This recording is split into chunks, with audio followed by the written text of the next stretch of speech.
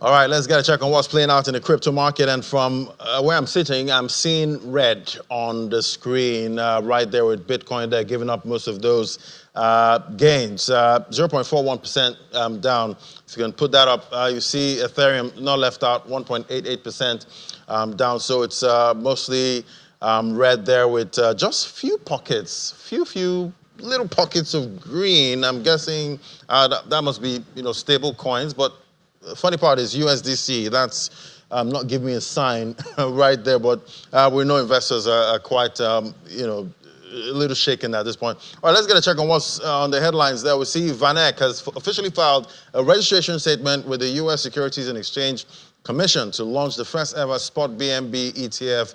It marks a significant development in the altcoin ETF space, which has over 70 active applications. We also see U.S. President Donald Trump, he'll review legislation regarding stable coins and the adjacent market infrastructure as early as August 2025. And that's according to Swift's Chief Innovation Officer, Tom Schasch there. And Pi Network has surpassed 120 million downloads worldwide, with 1.3 million new users onboarded in the last 30 days. It's backed by a vision of decentralized finance for everyone. The platform was founded by Stanford PhDs and boasts of more than 55 million engaged users. Quite interesting there. I'm sure most people don't know about that Pi coin, and some expected it wouldn't go anywhere, but I guess it's making strides now. All right, to our next conversation, still on the back of crypto regulation in Nigeria, we'll get an update on how that's looking and how it's going in the country. Joining us to unpack this, we have Ayotunde Alabi, is the CEO of Luno, Nigeria. Luno, Nigeria. And he joins me right here, in the studio. Great to have you. Yeah, so a lot is, happening, right now in this space. We're talking about, regulation, yesterday, and, we're still looking for that clarity, so far. So, we have the ISA, 2025 right now. With what you're seeing, so far as a player, in this market, are we seeing headway, with regulation? Definitely. I think the ISA 2025 is the necessary first step in the right direction.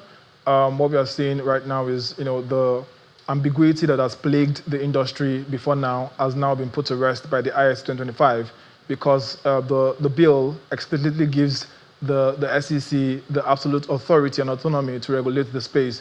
Also, the ISA has also recognized digital assets as securities, which is also a big win for the industry. So there are a number of things that are in that ISA that will propel the industry forward. There's also the issues. There's also the points around Ponzi schemes that sometimes it's very difficult for people to understand the difference between crypto and then Ponzi schemes.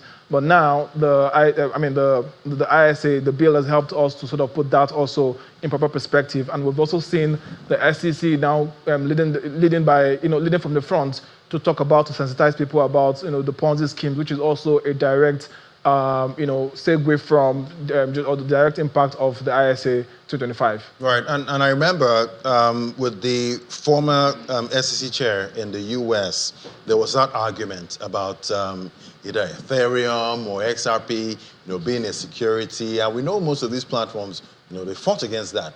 They say, no, we're not a security. And we're seeing that, here in Nigeria, they're now termed as, security. So is that really good? No, it is. For an industry that has always operated within the shadows, with ambiguity, with lack of clarity, I think for the industry to move forward, it has to come under the ambit of a regulation or regulatory framework. And the closest framework or the closest regulatory institution that can sort of regulate that is the capital market. And for you to be a player in the capital market, then you have to align with the tenets of the capital market. And so we are happy in one way or the other to have been under a regulatory framework which will now propel us forward. Again, it is an emerging industry, so there are a lot of things that are even within the gray area. So for now, we'll take the win as the first necessary step to propel forward, and then we'll continue to sort of pivot from there. Right, and talking about the SEC in Nigeria, we've seen them give out some licenses, but there's also this talk about the SEC not giving out more licenses to crypto exchanges How are you seeing that? No, I mean, I think it's an interesting perspective, but also if I'm to wear the hat of the regulators, the industry is also fraught with a number of good players and also not so good players. So the last town hall and I must commend the SEC, the current leadership of the SEC, because they've sort of gone ahead to continuously engage the industry. We haven't seen that in the past.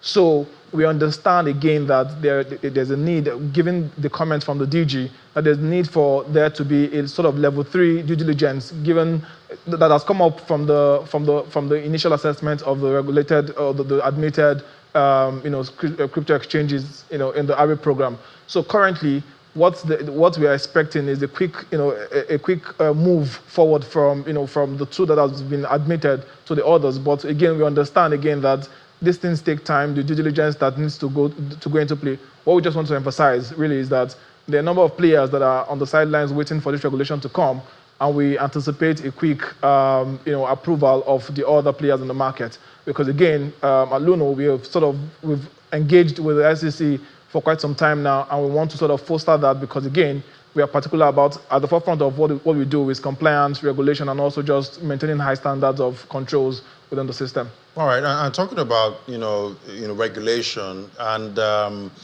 government revenue, there's also that angle of tax that the sector can raise revenue for the government through taxation. But we've also heard that it's not easy to tax crypto. So how are you seeing that? I think and that's a very fantastic question. I think that's one of the significant impact of having this system, having this sector regulated. Currently, about 80% of the transactions that go on in Nigeria are done via P2P. And now with P2P, it is very difficult for you to track and monitor these transactions. Our platform doesn't we found out P2P because we sort of want a process where the government is able to understand exactly what the volumes are, what transactions are going through, and then tax appropriately. So yes, to your question, regulation will allow, and I think more the openness of the license, opening the licenses to more exchanges and players will allow for the sort of the focus to move away from the primary market for crypto transactions, to move away from P2P into centralized system where the government can now have oversight functions and then tax appropriately. Right, and before now, maybe we cast our mind back to maybe 2016, 2017, where the crypto industry was seen as the full-on wild west. There was no regulation of any kind. You could do whatever you want. You could create a coin and do anything. The exchanges could behave any way that they wanted to behave. And now we're moving into an era where the government is getting involved, and regulation, and people being told what to do in that segment. Do you think it's still going to be that exciting space with all of that government intervention? Absolutely. I think what is clear from the position of the regulators is that and if you've listened to the DG talk about how he's looking at the space, the intention of the regulators and the SEC in this instance is not to stifle innovation. It is, I think there has to be a balance, and I think that is what the DG is also pushing for. Regulation does not mean stifling of innovation. I think collaboration is key, and from the recent engagement that we've seen from the SEC, I think that is the sense that we are getting from the industry, that the SEC is not willing, the regulation is not to kill innovation. However, it is to foster innovation in a safe manner for investors and also for players in the industry. And looking at the way price action is happening in this market right now. Before now, you could get as much as 1,000% in a short time. That's talking about profit, but that has reduced drastically, up till now. So will it get to a point where people just get used to maybe a 5%, 10% increase here and there, and maybe 100% top? I think when the market starts to standardize, these are the things that you will start to see as more players are coming into the industry. Institutional monies are now flowing into the industry, and with that comes with a bit of stability, right? And also people are now becoming more educated, understanding because of experiences of fingers being burnt, because most people talk about the upside, but people have actually been burnt seriously as well, lost a lot of capital. So people are now, piggybacking off of the experiences of the past to sort of take a measured approach when they are investing. And that is why you see that, again, crypto has now evolved.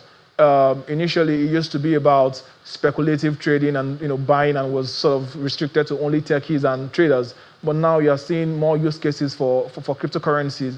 Remittances use cases in Nigeria, for example, the significant portion of crypto participants are for remittances use cases, like the stable coins. So again, it is now morphing into a standardized industry where ridiculous, things can no longer be happening. And again, when things come when regulation comes in, there is that, dual role where the regulators also would ensure that nefarious activities do not happen as a result of, just potentially irresponsibilities of some players. And what kind of education do you think, people in Nigeria need, to get to a point where if they're offered, a scam platform or some kind of unrealistic returns, they actually look at it and say, no, I'm not putting my money in there. I'm smarter now. I think the SEC is doing a fantastic job at that. Like I said, leading from the front, there's been sensitization, because again, there are two kinds of people that invest in Ponzi schemes. The people that know that they're going into a Ponzi scheme and hoping that they're not the ones that catch, the falling knife, and the people that are ignorant. And I think what the SEC has recognized is to, go into the marketplaces, to the more susceptible victims of Ponzi schemes, to go ahead to talk about, what Ponzi schemes are. And for example, if a return is too good to be true, then I think that they should know that it is too good to be true. Also, on our platform, we have a dedicated segment where it's tagged Learn. So we invest a lot in teaching people how, to do their research, to understand the market, and to spot something that is not right from far away. Right. Do your own research. Do your own DYOR. Very important. Thank you so much, Mr. Ayotunde Alabi, the CEO of Luno Nigeria. Thank you for breaking it down for us today. Thank you very much for having me. Thank you.